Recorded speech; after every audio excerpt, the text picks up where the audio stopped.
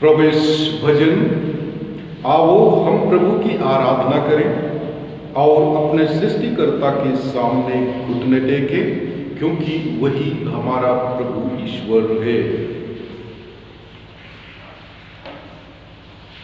पिता और पुत्र और पवित्र आत्मा के नाम पर आमीन। हमारे प्रभु यीशु ख्रिस्त की कृपा, ईश्वर का प्रेम और पवित्र आत्मा का साहचर्य आप सबको प्राप्त हो और आपकी आत्मा के साथ। विश्वासी, जब ईश्वर अपने कार्य को करने हेतु किसी को बुलाता है, तब मनुष्य साधारणता उसको करने के लिए अपने को अयोग्य मानता है। आज के पाठों में हमें ऐसे दो महान व्यक्तियों के बारे में बतलाया गया है जो ईश्वर का बुलावा आने पर अपने को अयोग्य मानते हैं। जब इस्राएल को बुलावा मिला, तब वह कहने लगा कि मेरे होंठ अशुद्ध हैं और मैं अशुद्ध होंठों वाले मनुष्यों के बीच ही रहता हूँ। सेरा भी उसी समय अंगार लेकर आया और उससे उसका मुंह छूकर उसके होठों को शुद्ध कर दिया, और वह ईश्वर का संदेश वाहक बनने को तैयार हो गया। सुसमाचार पाठ में सिमोन यीशु को अपने पास से चले जाने को कहते हैं, क्योंकि वह पापी मनुष्य है।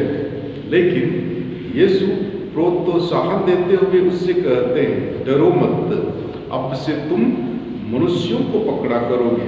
हम यीशु के बुलावे को क्यों अस्वीकार करते हैं?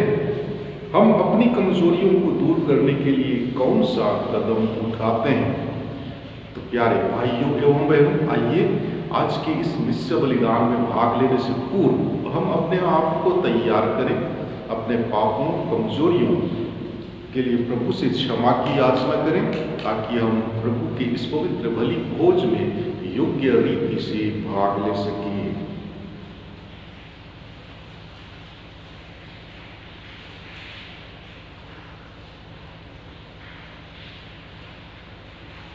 हम सब मिलकर बोलें, हे भाई बहनों, मैं सर्वशक्तिमान ईश्वर और आप लोगों के सामने स्वीकार करता हूँ कि मैंने मन, वचन, कर्म से तथा अपना कर्तव्य पूरा न करने से, अपने कसूर से, अपने भारी कसूर से घोर पाप किया है।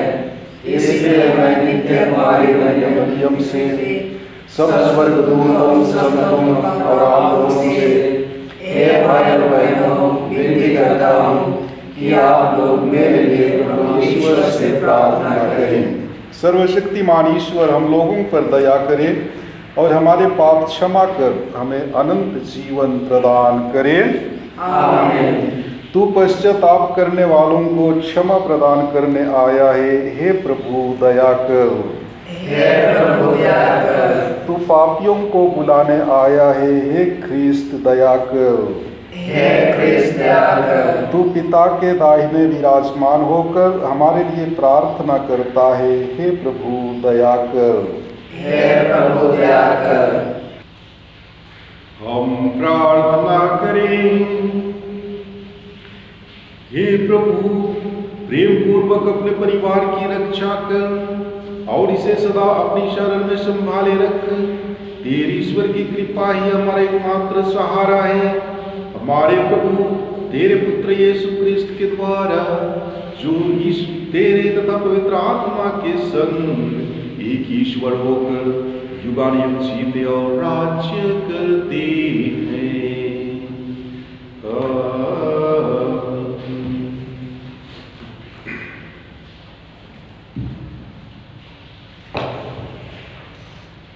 प्यारे भाइयों एवं बहनों, आज के पहले पाठ द्वारा माता कलीसिया हमें बतलाती है कि नबी ईसायास ईश्वर द्वारा अपने बुलावे का वर्णन करते हैं। उन्होंने एक दिव्य दर्शन में ईश्वर को देखा और एक स्वर्गदूत ने उनका शुद्धिकरण किया, जिससे वह प्रभु का संदेश सुनाने योग्य हो जाए।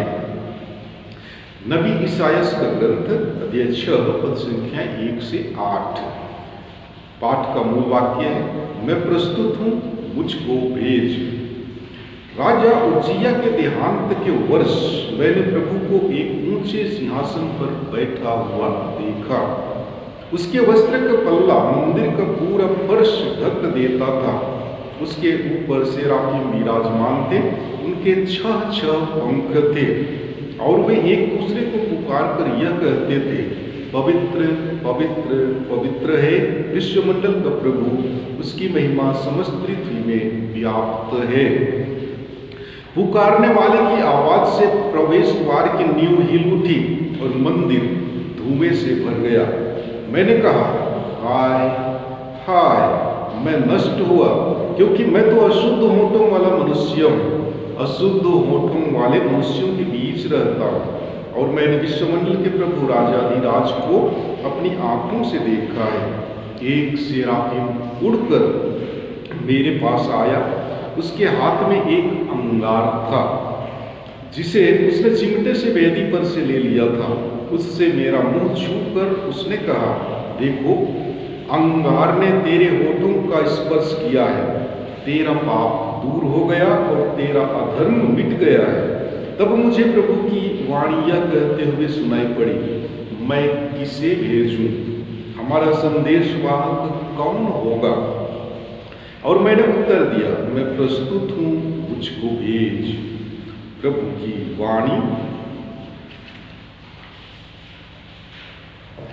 और आज के दूसरे पाठ द्वारा माता कलीसिया हमें बतलाती है कि संत पौलुस कुरिन्थियों को मसीह के पुनरुत्थान के विषय में अपने दृढ़ विश्वास का साक्ष्य देते हैं। यीशु के प्रथम शिष्यों के विश्वास का आधार यही था। यीशु के मरने के बाद हमने उन्हें देखा है। कुरिन्थियों के नाम संत पौलुस का पहला पत्र अध्याय 15 पद संख्याएं 1 से 11 तक।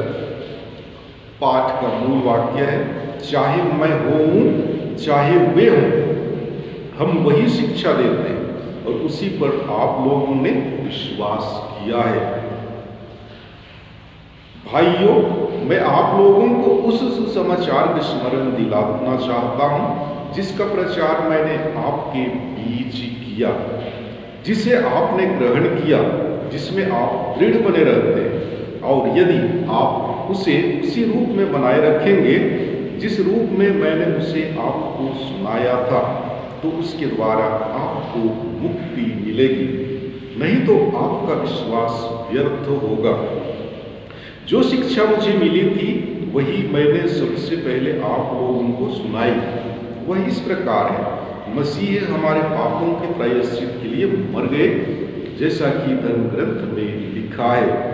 वह कब्र में रखे गए और तीसरे दिन जी उठे, जैसा कि धर्म ग्रंथ में लिखा है।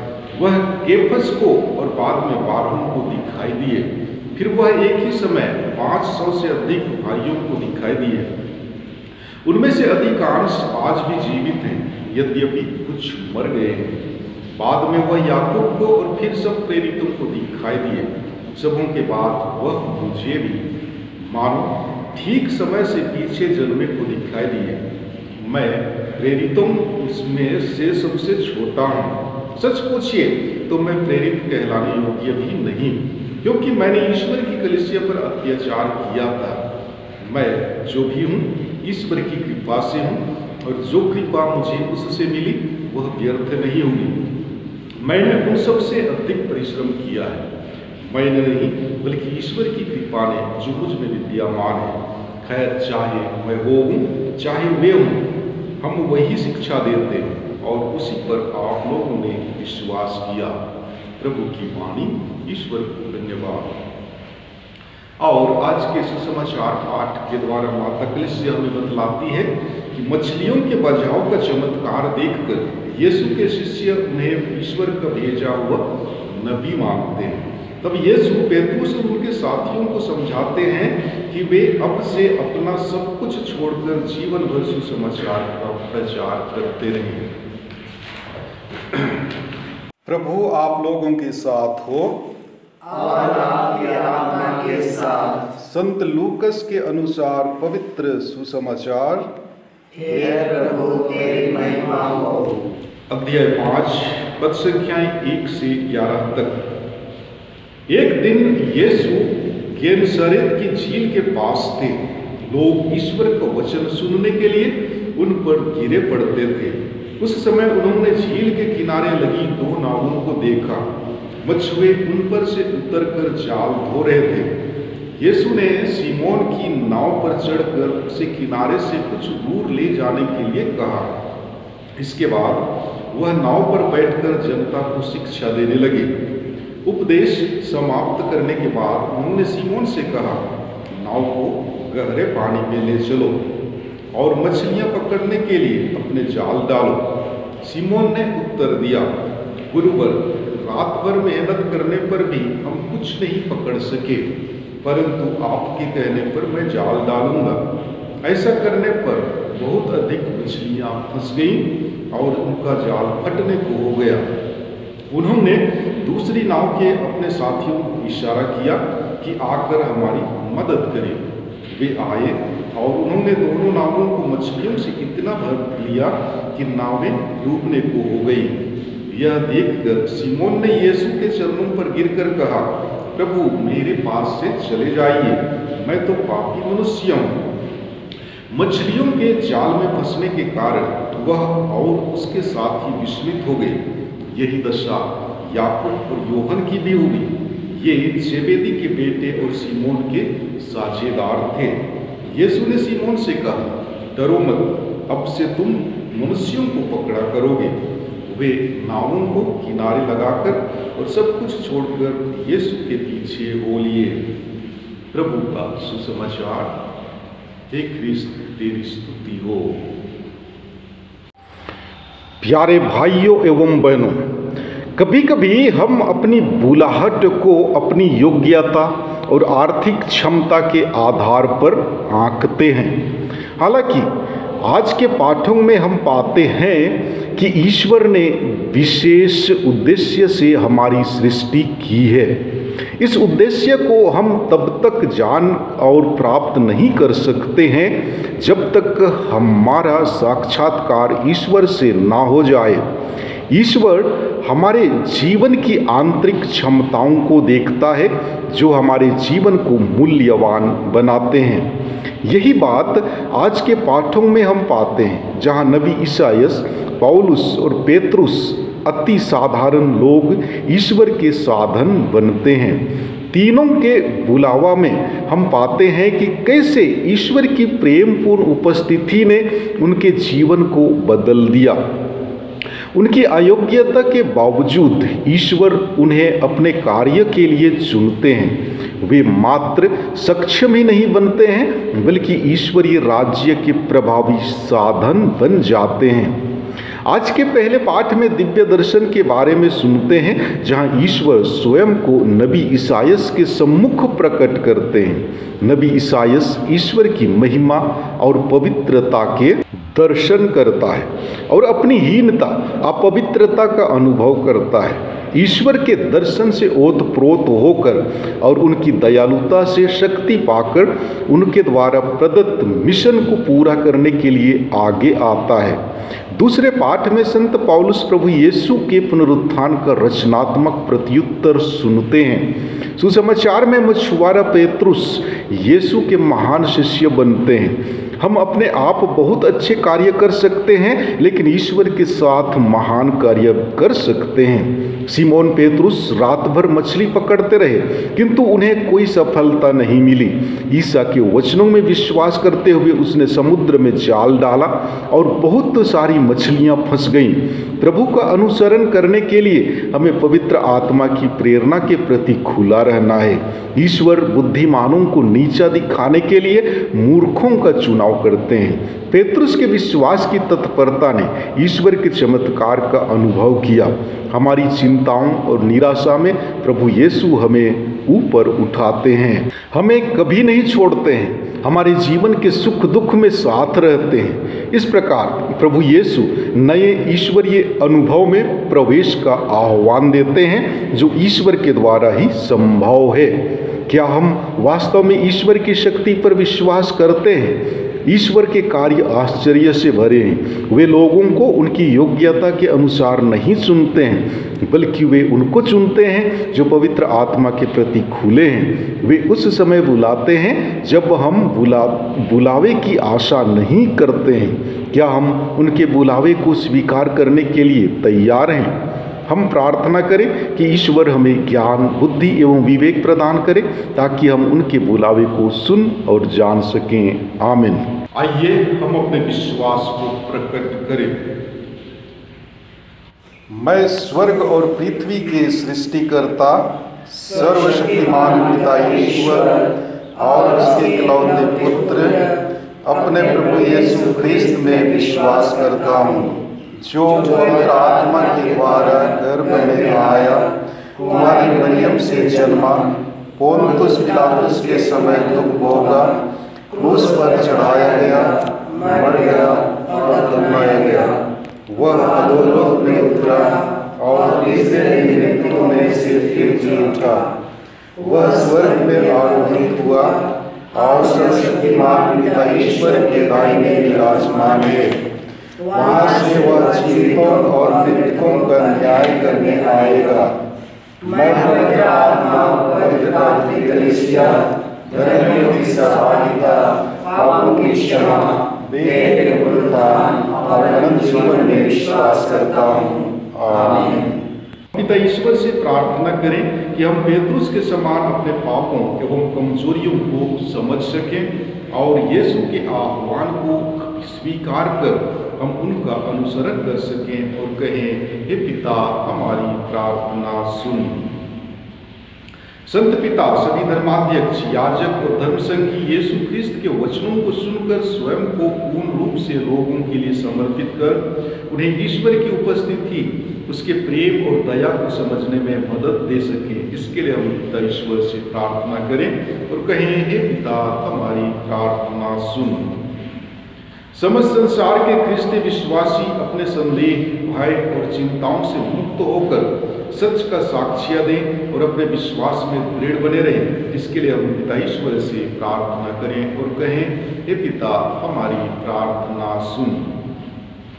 आज के युवा वर्ग अपनी शक्ति, बुद्धि, ज्ञान और शक्ति पर निर्भर ना होकर विनम्र भाव से अपने को ईश्वर के सानिध्य में समर्पित कर दें और उसे अपना प्रभु स्वीकार करें। इसके लिए हम पिता ईश्वर से प्रार्थना करें और कहें, हे पिता हमारी प्रार्थना सुन। जो लोग सार्वजनिक अधिकारी हैं, वे अपने सब गुणों और क्षमताओं के द्वारा लोगों की सेवा और न्याय, पक्षपात और उदारता पूर्वक करें। इसके लिए हम पिता ईश्वर से प्रार्थना करें और कहें, हे पिता हमारी प्रार्थना सुन।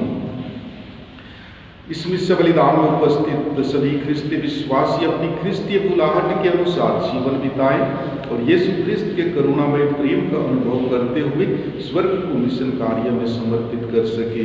इसके लिए हम पिता ईश्वर से प्रार्थना करें और कहें, हे पिता हमारी प्रार्थना सुन।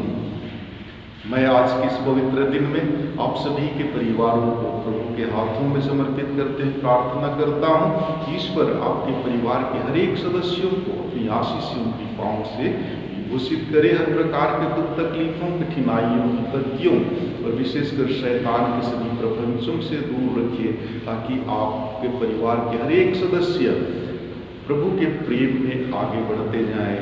इसके लिए हम प्रार्थना करें और कहें, हे पिता हमारी प्रार्थना सुन। हे अनंत प्रेमी पिता, तूने अपने इकलौते पुत्र को हमारे पास इसलिए भेजा कि हम उनके द्वारा तुझको एक प्रेमी के रूप जाने तथा अनुभव करें। हम प्रार्थना करते हैं कि ईसाइयास और पेतरुस की भांति हम भी स्वयं को पापी और अयोग्य समझें और अपने स्वार्थ की मनोकामनाओं को त्याग कर यीशु के मिशन को आगे बढ़ाने में अपना सहयोग दे सकें, हमारे प्रभु ख्रिस्त के द्वारा। आमीन।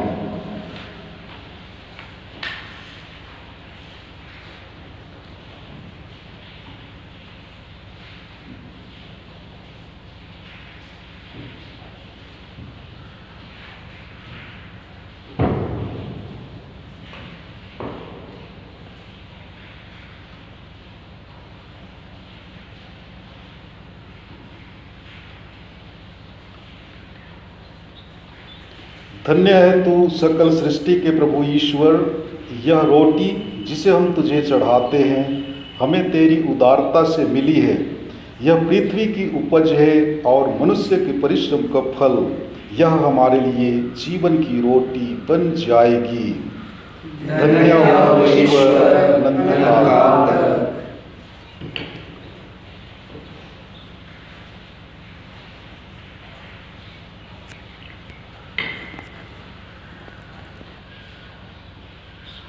धन्य है तू सकल सृष्टि के प्रभु ईश्वर।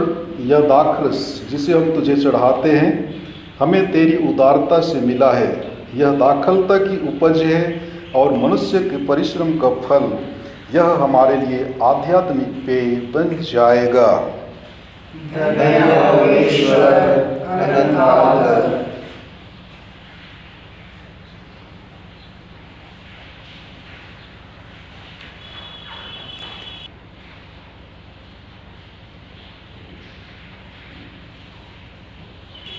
भाई और बहनों, प्रार्थना कीजिए कि सर्वशक्तिमान पिता ईश्वर मेरा और आप लोगों का यह बलिदान स्वीकार करें।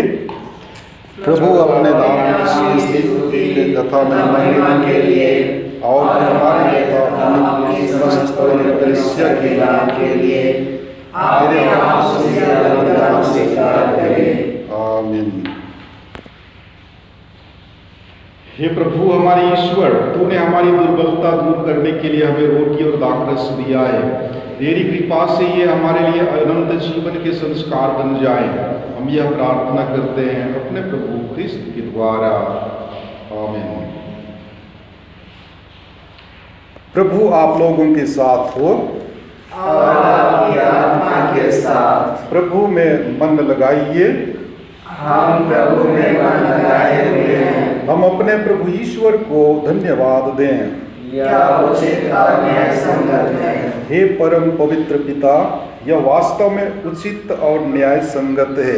हमारा कर्तव्य तथा कल्याण है कि हम सदा और सर्वत्र तेरे प्रिय पुत्र यीशु ख्रिस्त के द्वारा तुझे धन्यवाद दें। ये ही है तेरे आदि शब्द जिनके द्वारा तूने सृष्टि की रचना की, जिन्हें तूने हमारे मुक्तिदाता तथा उद्धारकर्ता के रूप में भेजा। इन्होंने पवित्र आत्मा की शक्ति से देह धारण कर कुंवारी से जन्म लिया। इन्होंने क्रूस पर अपनी भुजाएं पसारी और दुख भोगा, ताकि मृत्यु के बंधनों को तोड़कर ये पुनरुत्थान प्रकट करें। इस भांति इन्होंने तेरी इच्छा पूरी करके तेरे लिए एक पवित्र प्रजा प्राप्त की है। इसलिए स्वर्गदूतों और सब संतों के स्वर में स्वर मिलाकर हम भी तेरी महिमा का बखान करते हैं। पवित्र पवित्र पवित्र प्रभु विष्णुमंडल के ईश्वर, स्वर्ग और पृथ्वी तेरी महिमा से परिपूर्ण है। सर्वोच्च स्वर्ग में होशाना। धन्य है वे जो प्रभु के नाम पुकारते हैं। सर्वोच्च स्वर्ग में होशाना। हे प्रभु, तू वास्तव में पवित्र है, सारी पवित्रता का स्रोत है। हम तुझसे निवेदन करते हैं, तू इन उपहारों को अपने आत्मा के संस्पर्श से पवित्र कर दे कि ये हमारे प्रभु यीशु ख्रिस्त के शरीर तथा रक्त बन जाए।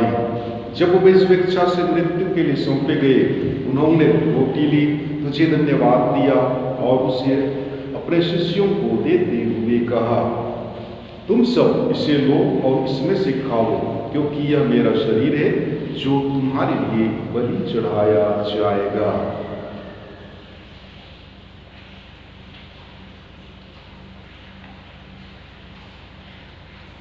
इसी भांति भोजन के बाद उन्होंने कटोरा लिया, उसे धन्यवाद दिया और उसे अपने शिष्यों को देते हुए कहा, तुम सब इसे लो और इसमें से पियो, क्योंकि यह मेरे रक्त का कटोरा है, नवीन और अनंत व्यवस्था का रक्त, जो तुम्हारे और बहुतों के पापों की क्षमा के लिए बहाया जाएगा। तुम मेरी स्मृति में यह किया करो।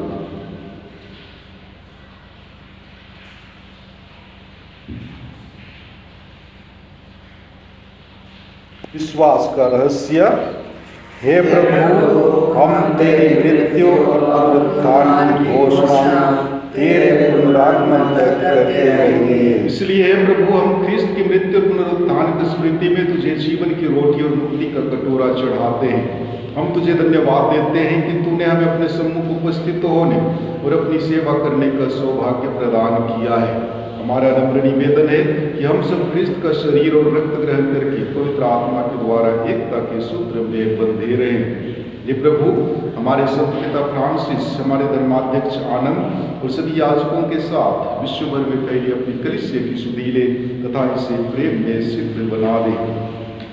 हमारे उन भाई बहनों की भी सुधीले जो पुनरुत्थान की आशा में परलोक सिधार चुके हैं, उन्हें और सभी मृतकों को अपने दर्शन का सौभाग्य प्रदान कर हम सब पर दया दृष्टि डाल कि हम भी अनंत जीवन के सहभागी बने और ईश्वर की माता धन्य कुमारी मरियम, उनके वर धन्य योसेफ, धन्य प्रेरितों तथा सब संतों के साथ जो युग युग में तेरे प्रति विश्वस्त बने रहे, तेरी स्तुति और महिमा कर सके, तेरे पुत्र यीशु ख्रिस्त के द्वारा।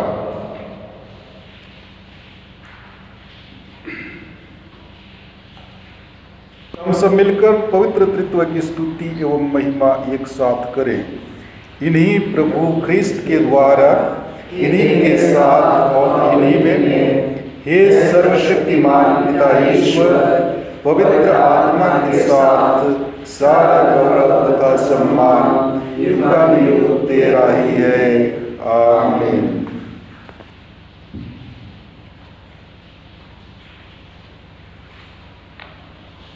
मुक्तिदाता के आदेश पर और दिव्य शिक्षा से सुदृढ़ होकर हम साहस के साथ प्रेम पूर्वक कहते हैं, हे हमारे पिता जो स्वर्ग में है, तेरा नाम पवित्र माना जाए, तेरा राज्य आए, तेरी इच्छा जैसे स्वर्ग में वैसे पृथ्वी पर भी पूरी हो। हमारा प्रतिदिन का आहार आज हमें दे और हमारे अपराध में क्षमा कर, जैसे हम भी अपने अपराधियों को क्षमा करते हैं, और हमें परीक्षा में न डाल परंतु बुराई से बचा। हे प्रभु, हम तुझसे प्रार्थना करते हैं, सभी बुराइयों से हमें बचा और इस जीवन में हमें कृपा पूर्वक शांति प्रदान कर। हम तेरी दया से सदा पाप से दूर और हर विपत्ति से सुरक्षित रहें और उस दिन की प्रतीक्षा करते रहें जब हमारे मुक्तिदाता यीशु ख्रिस्त फिर आकर हमारी धन्य आशा पूरी करेंगे, क्योंकि तेरा राज्य, तेरा सामर्थ्य और तेरी महिमा अनंत काल तक बनी रहती है। हे प्रभु यीशु ख्रिस्त, तूने अपने प्रेरितों से कहा है, मैं तुम्हारे लिए शांति छोड़ जाता हूँ, अपनी शांति तुम्हें प्रदान करता हूँ। तू हमारे पापों पर नहीं, अपनी कलीसिया के विश्वास पर दृष्टि डाल और कृपा पूर्वक उसे शांति तथा एकता प्रदान कर। तो युगानुयुग जीता और राज्य करता है। आमीन। प्रभु की शांति सदा आप लोगों के साथ हो और आपकी आत्मा के साथ। परस्पर शांति अभिवादन कीजिए।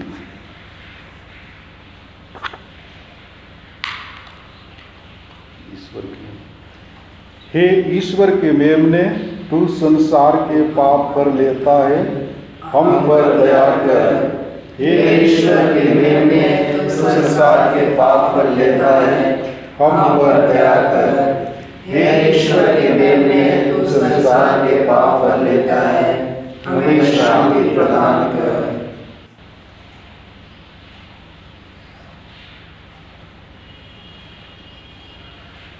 देखिए ईश्वर का मेमना, इन्हें देखिए जो संसार के पाप हर लेते हैं।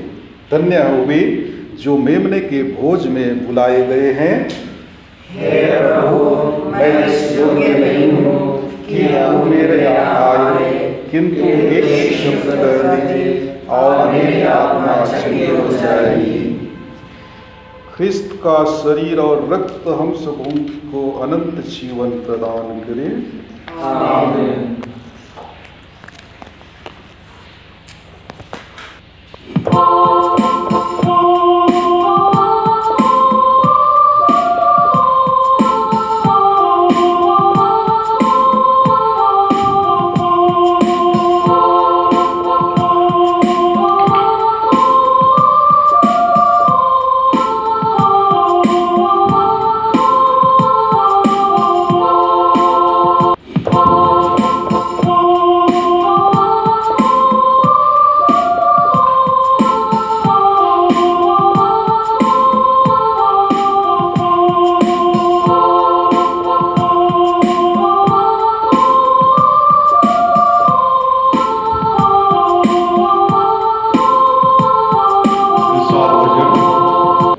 प्रभु के प्रेम और मनुष्यों के प्रति उसके चमत्कारों के लिए उसे धन्यवाद दो, क्योंकि वह प्यासे को पानी पिलाता और भूखे को उत्तम दानों से तृप्त करता है।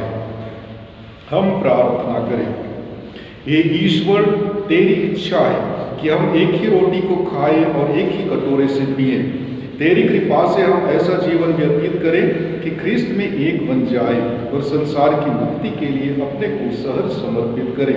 हम यह प्रार्थना करते हैं अपने प्रभु ख्रिस्त के द्वारा। आमीन। प्रभु आप लोगों के साथ हो और आपकी आत्मा के साथ। सर्वशक्तिमान ईश्वर पिता और पुत्र और पवित्र आत्मा आप लोगों को आशीर्वाद प्रदान करे। आमीन। आप लोग विदा लें। मिस्सा संपन्न हुआ। ईश्वर को धन्यवाद।